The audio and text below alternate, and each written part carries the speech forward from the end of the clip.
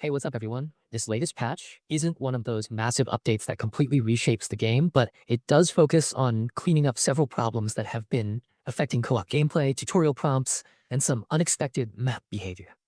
Even though the list of fixes might seem short at first glance, the changes actually address some pretty annoying situations that could interrupt the experience, especially if you're playing with friends. One of the most notable fixes in this update tackles a strange issue that could happen when players first entered Skyrest Bridge during co-op sessions. Under certain conditions, players could actually fall underneath the map right after entering that area. If you spend time exploring Skyrest Bridge, you know it's a central hub that players return to frequently. So having a bug like that could easily disrupt the session. Imagine joining a friend's game, walking into the hub, and suddenly dropping straight through the world instead of landing on solid ground.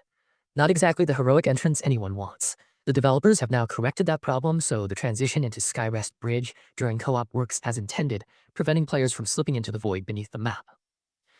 Another issue that received attention in its hotfix revolves around shared progression and the Dark Crusader starting class. For players who enjoy co-op progression in Lords of the Fallen, shared progression allows you to experience the campaign alongside another player while maintaining progress in the game world. However, there was a problem that could prevent players from reconnecting to the session if one of them had chosen the Dark Crusader class at the beginning of the game. That meant if the connection was interrupted or someone needed to rejoin, the system sometimes refused to allow that player back into the session, effectively breaking the co-op experience. Considering how important cooperative play has become in the game, this was definitely something that needed attention. With this update, the developers have corrected the shared progression issue, so reconnecting works properly again, even if one of the players started their journey as a Dark Crusader. This change should make co-op runs much more stable and reliable, allowing players to continue their adventure without worrying about getting locked out of the session due to a class-specific bug. For people who enjoy tackling bosses together or exploring the dark fantasy world with friends, this fix alone will probably make the hotfix feel worthwhile. There's also a smaller but still important correction related to the in-game tutorials menu.